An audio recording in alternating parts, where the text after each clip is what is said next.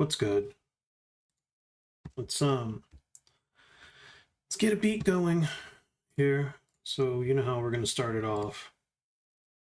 I'm gonna throw a limiter on first. We'll set up my SSL console, the SSL 9000J. I've tried the oh, I'm doing it on the wrong track, by the way. I tried the Harrison one, and it's good, but the Harrison one is really like it's just the EQ section. So you're not really getting the full SSL 9000J experience. The Harrison compressor is not bad and stuff, but here we have the SSL compressor. The reason why I gate the noise on the channel strip is because there's noise. We have the V gain. I could turn V gain off, but it sounds better if you treat it realistically and you just gate your noise. I turn off the pre button here because I want the EQ to go into the compressor. I just set my compressor. I don't really want it on peak mode. It just happens when I do this. And that's just a good starting point for drums because you get a fast release. If it's other sounds, I'm going to go with medium release. This is like very clean, transparent compression. That's why I like to do it. And it's pretty punchy. And then I just engage the filters. They're just on. So they're cutting already anything above 60K and anything below 20. Now we're going to have our listening environment because I feel like that's important. So I put in a balancer and I bring it down. And then I go to Realphones. Realphones 2.0. So I learned a little bit more. I should be using optimized instead of doing what I did in the last one. So if you see like what optimized does, it's you look at the frequency response on this. Okay, so just take a look at that frequency response. Now when I go to the non-optimized version on these ATCs, it looks like that. So why does it look different versus optimized? This one they say they try to keep it flat, but still maintain the frequency response, or the curve, I suppose, of these. So I'm guessing with it optimized, don't they have a manual on that shit? They should have a manual. They have web help, but I'm not on the internet right now. So optimized looks like you get more of the full frequencies. So I'm kind of debating whether just to put it here and get the room response too, authentic response, as if I'm in the room. But then I feel like optimized response, well, that kind of, I mean, the room is still being taken into account, but it seems like you're closer to the monitor, and maybe that changes the way the frequencies are. Yeah, I can see that's pretty flat too. Flat near fields. Hey, they actually have a flat studio. Where is it?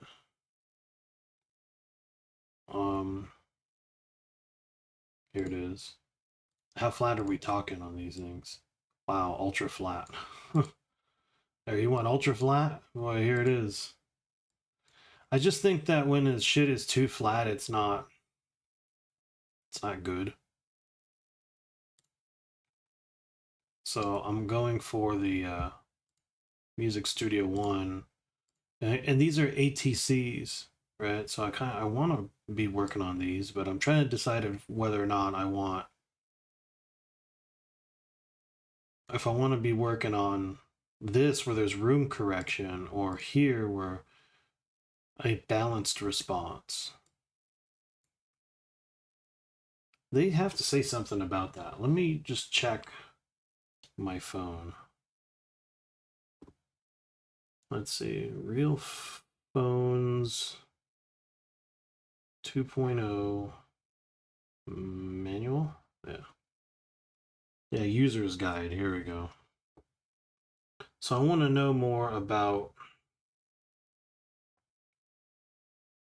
Let me just scroll through all this shit real quick. Easy mode. Yeah, we're in easy mode.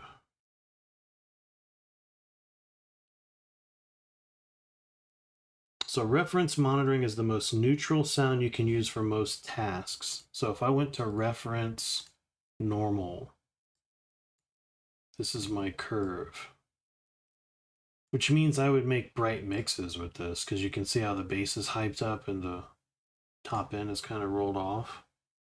I would kind of like need the opposite, to be honest. The kind of music I do, but I don't know, maybe that's a natural response. Let's see.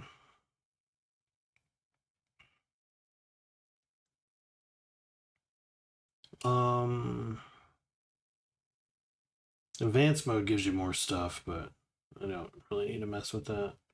Studio One, Studio 21A, and Cinelab X use authentic or optimized studio emulations for any mixing duties. The optimized versions retain the character of the studio but have a more refined and neutral sound. Oh, so it's more neutral. So I'm better off than using the authentic response. The only thing, though, is I feel like, you know, you're going to be in that room and you probably, I think when you're in the room, you start to focus more on the monitors and your brain kind of filters the room out. But since we're hearing it this way, it might not necessarily do that.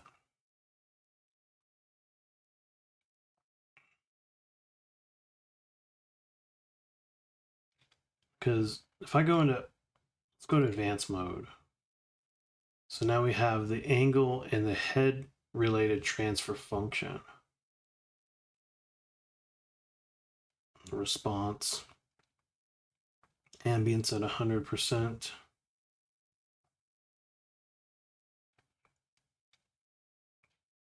So standard correction profile. Profile generated by an average curve based on multiple measures. Okay, that's for the headphones. I'm using custom.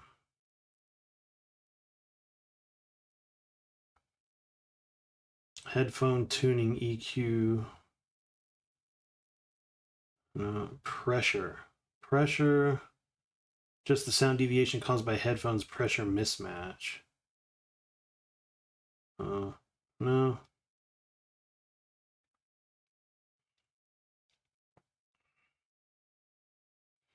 don't need to be go back to easy mode. We don't need to be concerned about all that other stuff.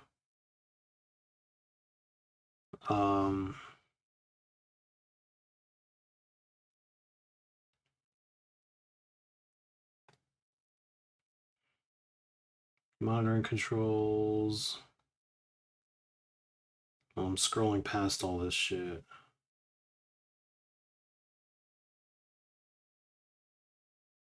Something I wanted to. God, where is it?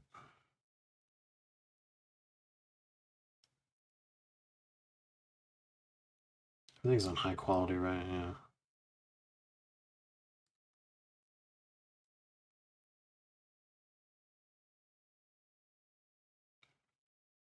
Well, I guess that was it.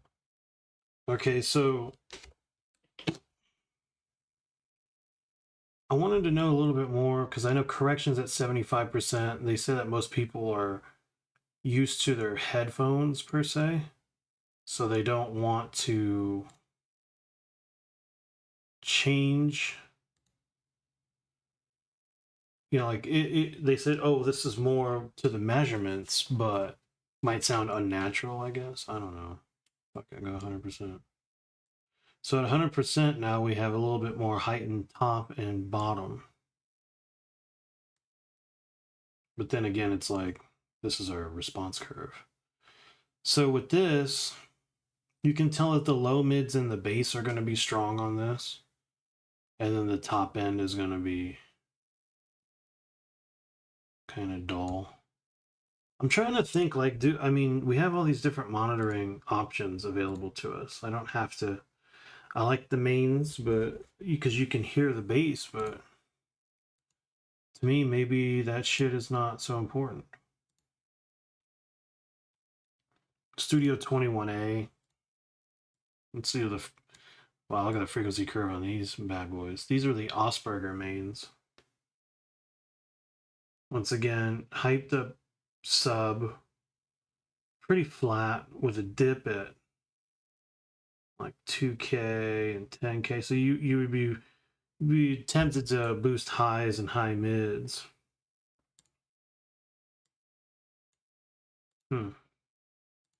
We could just try the flat studio, you know, like just go flat on everything. Then it's like maybe you'll get the best mix because everything's just flat. Isn't that the goal though of having a studio is to go flat? Yeah. We'll put it on the far fields because I just like how cool that sounds. We'll go flat. We'll see if flat is the key here. They go, well, is that natural? I mean, fuck, I don't know. Just know that it's flat. All right, so we have bus compressor, into limiter, a balance to drop the level down so that it doesn't blast Realphones. And then we could reboost it with the second limiter. Okay. And then we have an SSL channel to start with. I'll make this beat for Breeze. Breezy the Kid.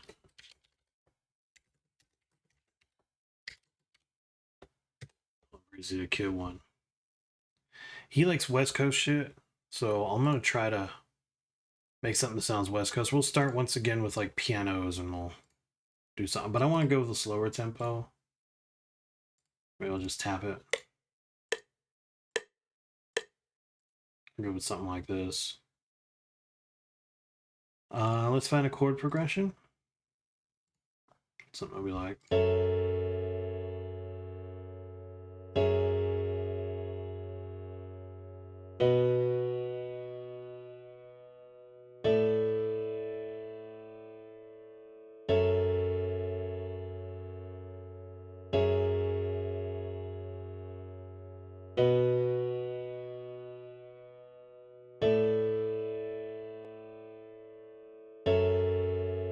God, I like that one. That's the first one that I put in and it already sounded good. We'll just go with that.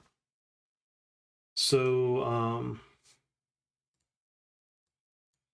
you know, instead of just making it all pianos, let's try to decide how I want to do this. I'll go ahead and change it and try some different sounds.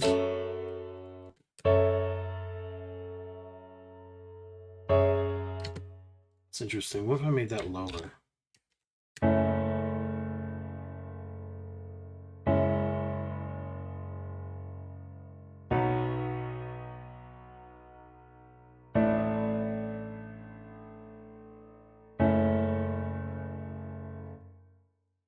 It's a grand piano. Electric 80s.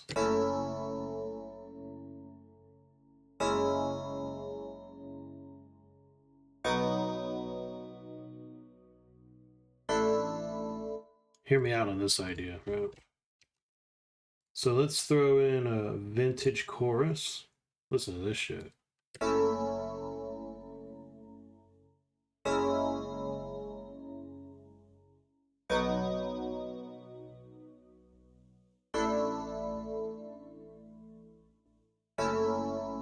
We'll mix as we go.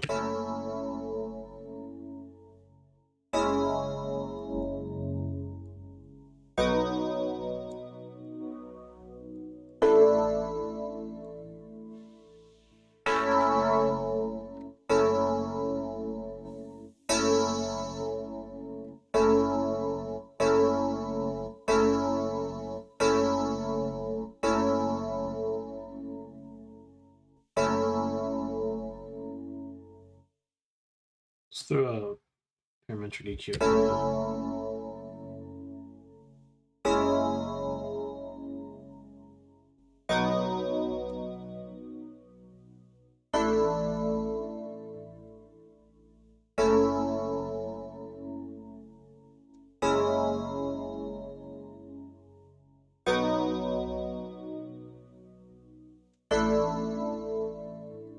Maybe you could warm it up a little bit. Warm it up, Chris.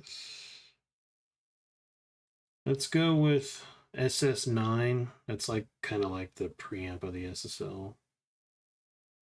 Why am I getting GeForce experience on Analog Obsession? But okay. Turn on some oversampling.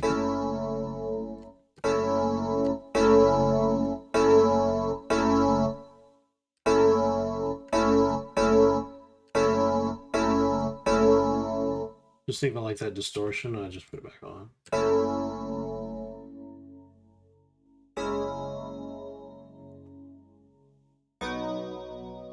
Sounds nice.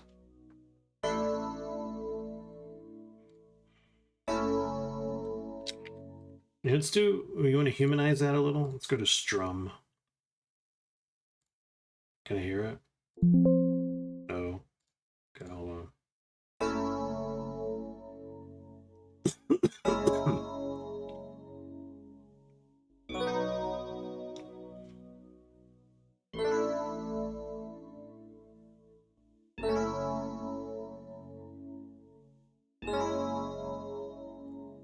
Hey, leave it like that. Make sure that end though doesn't go too long. I bet a delay would sound cool with this, huh? Let's put delay 3. Do we want? Yeah, we want before this. If we wanted to, maybe after the chorus. Yeah. Put a ping pong delay. Set it to right here, and let's go like this.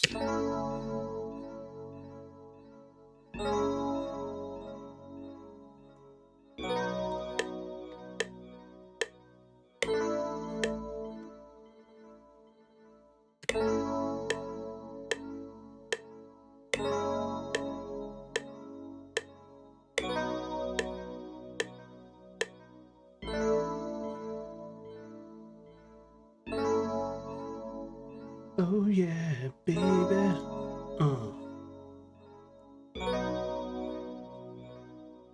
Let's get it. I'll put an 808 on this. First we'll start with this one. Maybe we'll change it. Maybe should have put an SSL channel on that. Randomize it. Set the range. Engage my filters. So we'll go here. Let's get rid of that. This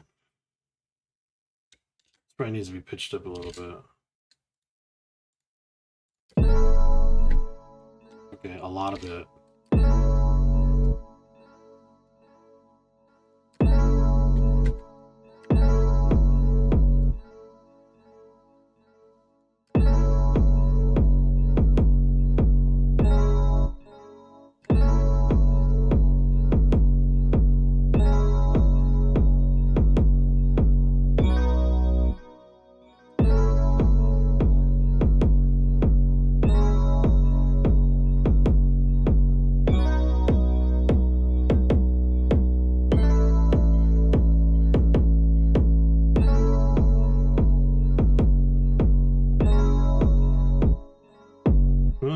This one, I'm gonna pitch that down like this.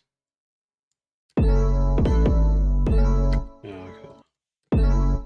Actually, let's make it go way down.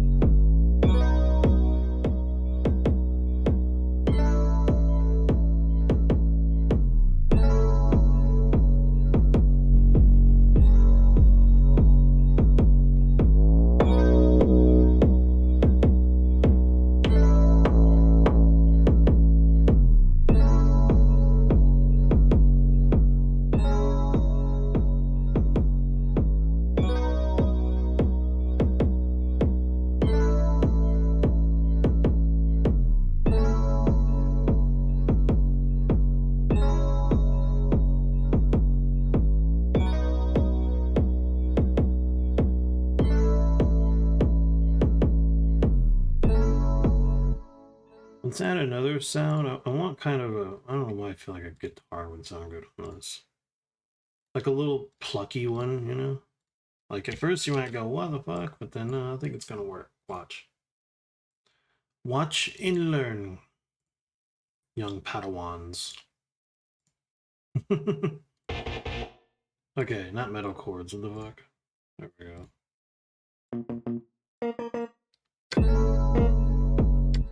What's the middle note on this?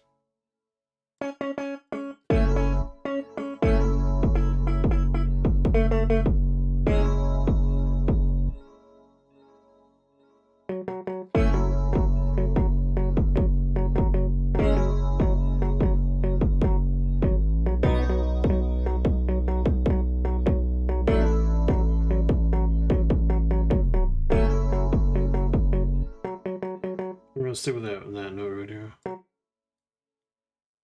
Okay, the reason why is because I want kind of like a, I don't know.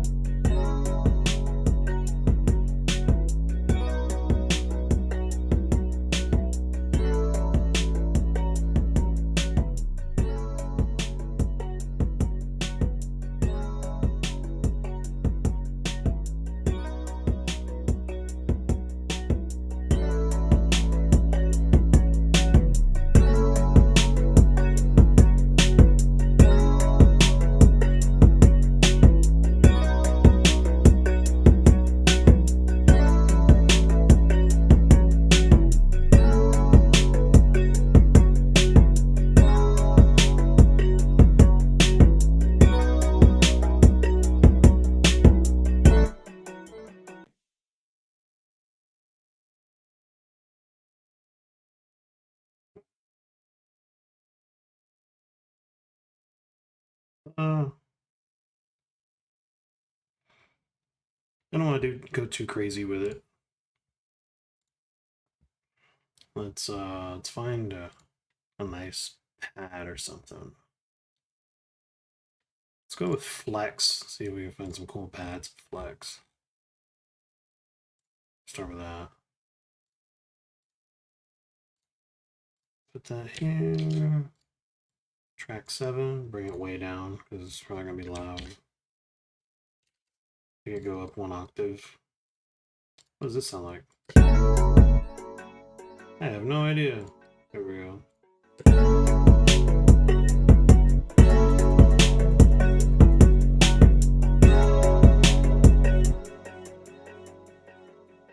It's got a lot of unpleasant distortion that I don't really want.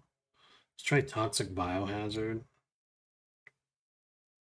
Pads. Start with saws and work our way through that.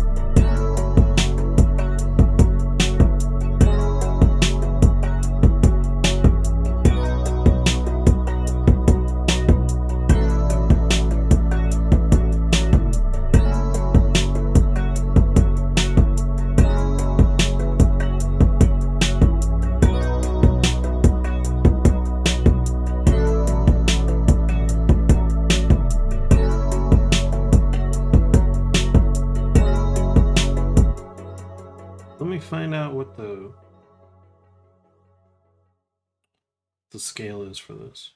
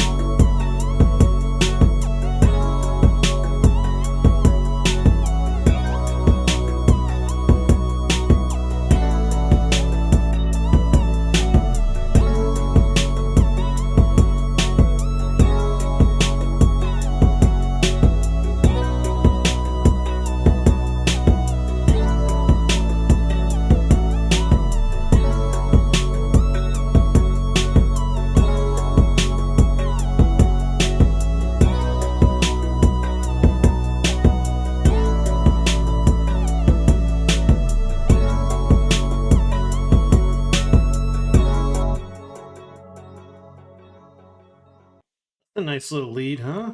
Let's do that shit.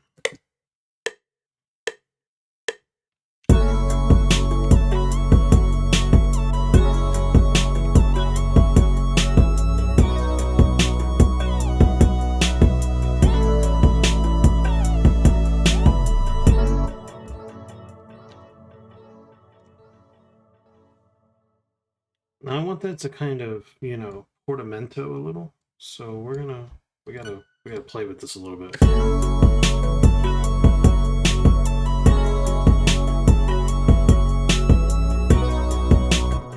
right here. This needs for one. This.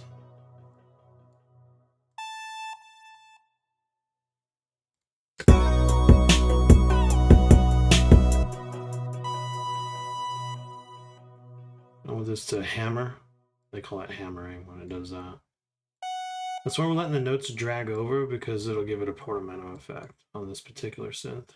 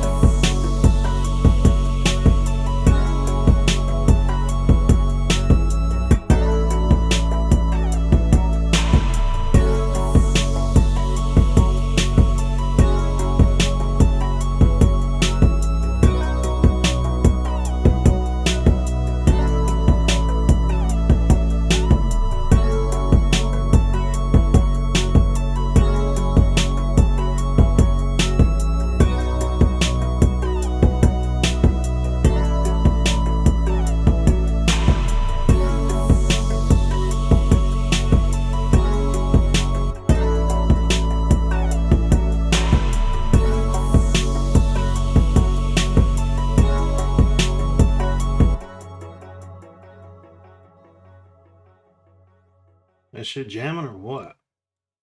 I think it is.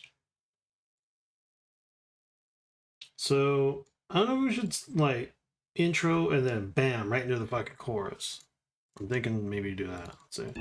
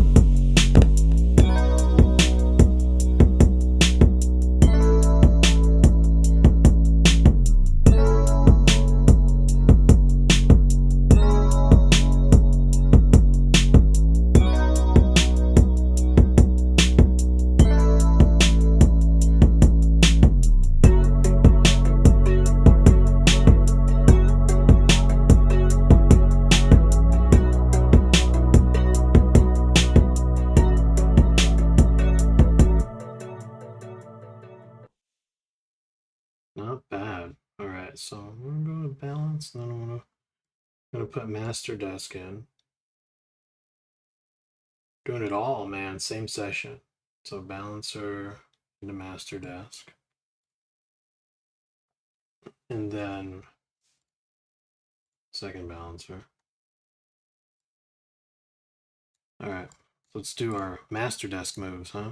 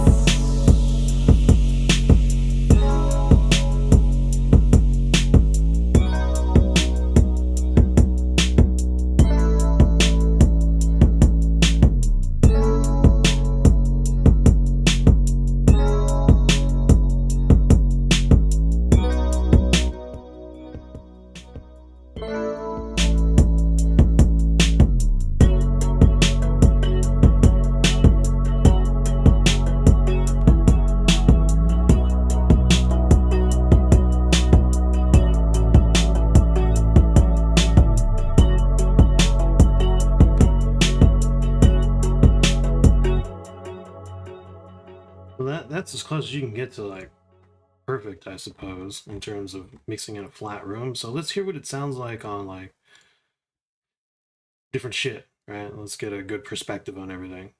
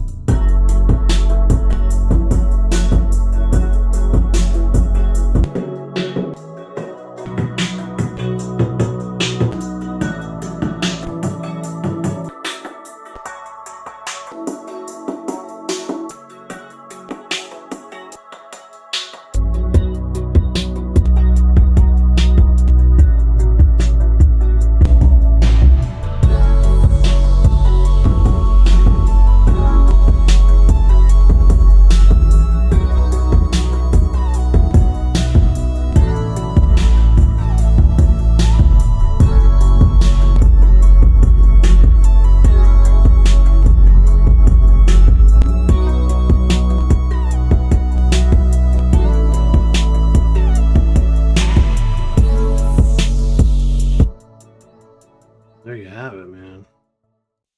I think the flat studio is the best one to mix in. That shit is like super flat. But listen to how the fucking mix of the master turned out. Okay, so now we're gonna hear it with no room emulation now. So I'm gonna mute my mic and stuff like that in case there's like bleed from my headphones coming back into it. But let's just get a perspective on this thing. All right, let's go.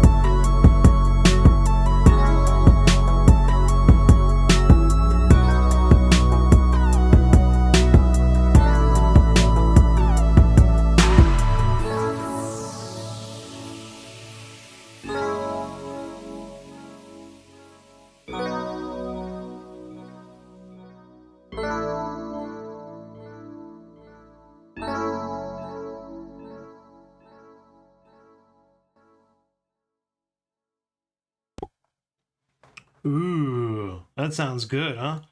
So I think from now on, I'll probably use that flat studio. Because isn't that, like I said, isn't that the goal of the monitors? Is to be flat? You know, oh, well, it's unnatural. That sounds pretty natural to me because when I was looking at the profiles, I said, well, flat, right? So if I get a flat response, anything that sounds bright, I'm going to tone it down. Anything that sounds not bassy enough, I'm going to give it more low end, but it won't be like crazy, right? And I think that I'll get better mixes this way. This mix, I think, well, for one, the beat is nice, but the mix on the beat sounds amazing. Like, this is probably the best one I've done now so far out of all my videos because I have a truly flat responding environment to mix in. Which goes to show you don't need VSX, right? You don't need that shit. You know, it's like Realphones, use your own headphones, right? So I got the profile for my headphones. I got the Sennheiser HD 560Ss. I also have the 280s. Uh, those things are pretty worn out by now, though. So I haven't used those headphones in forever. So I'm on the HD 560Ss, which are better anyway. They're open back. So, you know, I do have a pair of Yamaha HS5s, but I'm in a, you see my other videos, I'm in a room, like not a treated one. So that's why I'm going with these, because if I can get a flat responding room with some room acoustics, but really well done room acoustics, I'll get better quality mixes. And so far, I feel like the mixes I'm doing here, and of course, the mastering is simply Masterdesk, which is all you need. I mean, loudness maximizer, a de-esser, tilt EQ, of an additional 4-band EQ, you know, a little bit of THD. You got mid side, you know, control. I have an aggressive limiter on it if I want it. And then also, I mean, if I must, right, I'll just throw a regular EQ on it, man. Like people talk about Pro Q3 and stuff. Pro Q3 is basically this. I mean, Pro Q3's got more options than this, but if I had Pro Q3 on this computer, I would use it like this. So I just go grab that instead. You know, I get it. You don't have to go buy the latest and greatest, you know, thing. Oh, doesn't have AI in it. Do I need AI to do this? Do I need AI to do that? Right there. I don't, you know? Do I need AI for that? That little move I did here? No, I don't. You just need to be able to hear shit correctly. Um, and then, you know, then Masterdesk. Here is because, like, you could hear when I was boosting the bass, there was a cut, you know, in the low mids and stuff, and I thought that sounded pretty good. Foundation wise, once again, I'm kind of toning that brightness down. That's what I like about that studio, because the SSL 9000J can get very fucking bright. You can have shit that'll just stab a person's eardrums with this thing, but that's cool. I mean, we like the headroom on the brightness because it sounds more detailed, but it's easy to go overkill with it. So it's like I want to make sure that I'm hearing that brightness and addressing it, or harshness at all too, and addressing it, making sure that shit sounds good. This is a very good mix. I'm really happy with it. Check out Breezy to Kid, right? It's spelled just the way that I spelled it here. Check him out. He also goes by like Drew Breeze, but Breeze, right? Not Breeze like, you know, the football player.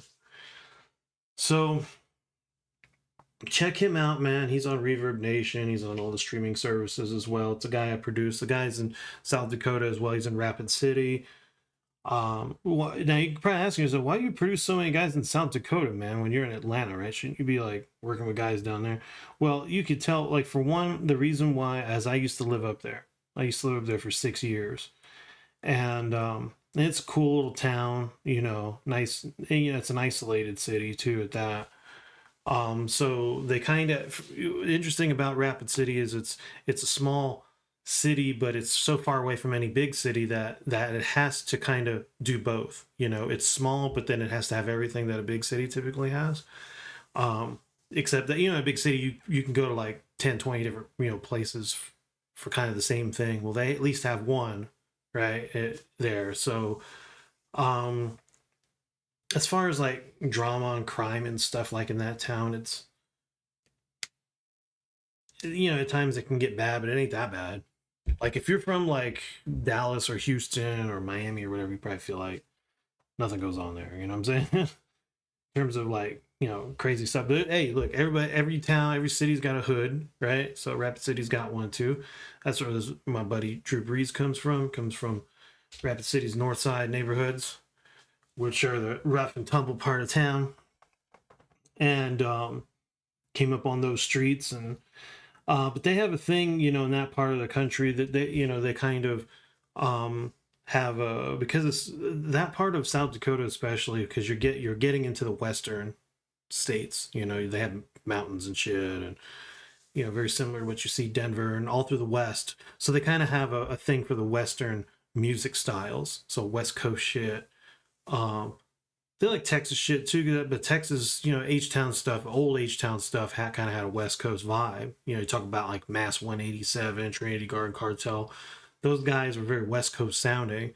Matter of fact, I thought Mass 187 was from the West Coast, and I was like, wait a second, they're from Houston, Texas? Like, well, crazy. They're locals, right? Well, when I was in Houston. So, a lot of early DJ Screw tapes, you would hear there's a lot of West Coast shit on it. So that's kind of like SPM's first album, Hillwood, H-Town G-Funk. G-Funk was a big thing, and Houston had a G-Funk like scene for a bit. And that's why I could produce that kind of stuff. This is still kind of in my own way with a little bit of the modern, but with a lot of the nostalgic, a lot of the old school put into this. Now I'll tell you a little bit about the sounds I chose. You will have a hard time finding this drum kit. This is the Sound Mob TR-808 kit, right? So it was sampled from an actual 808 drum machine and then processed through hardware.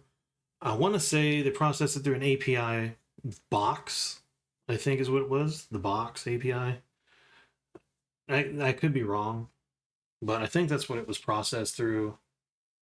I know, like, because I have several other drums, like the SSL 4000G drums.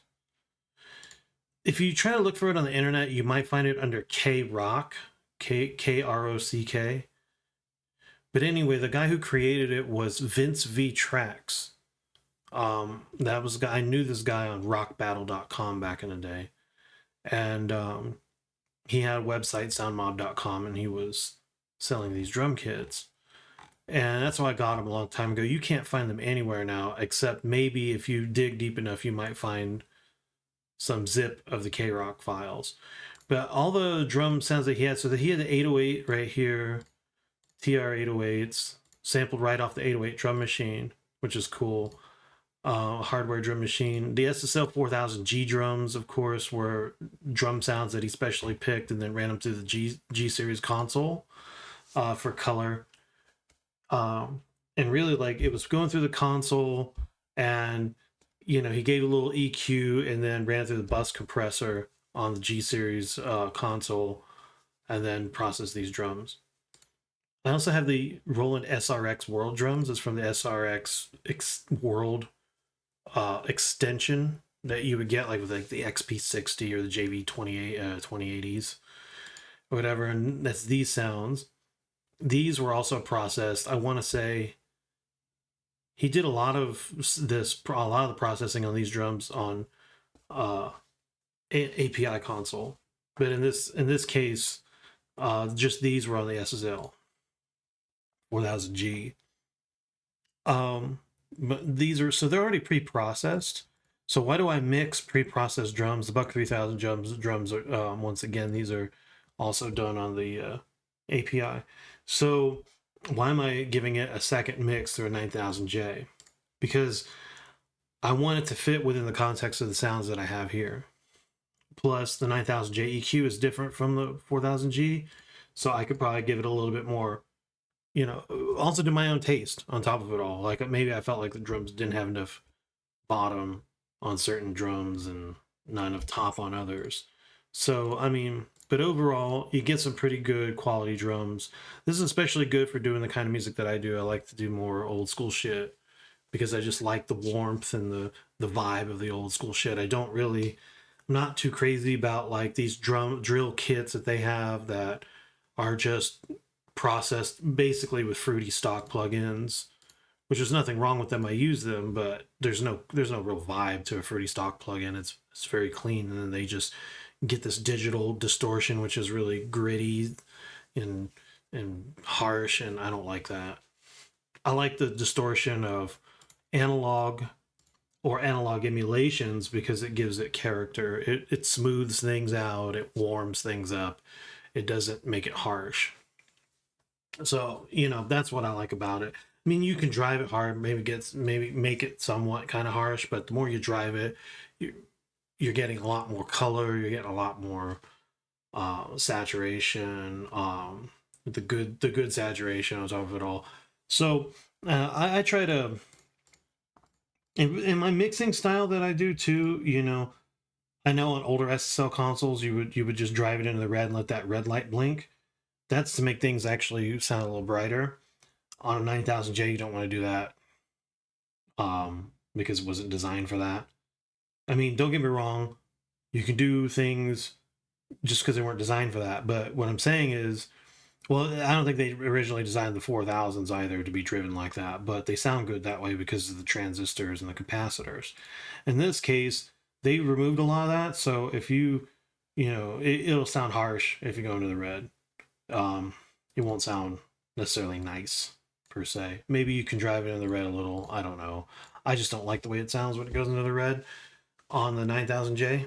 I try to keep this thing very clean, and as a result, we have a very good mix on this. So anyway, if you like my videos, like, subscribe, hit the notification bell. Don't forget, check out Drew Breeze, aka Breezy the Kid, and then also check out the other artists that I produce as well. It's more Vigilante Styles. And until next time, you guys take care of yourselves. And I'm out. Peace.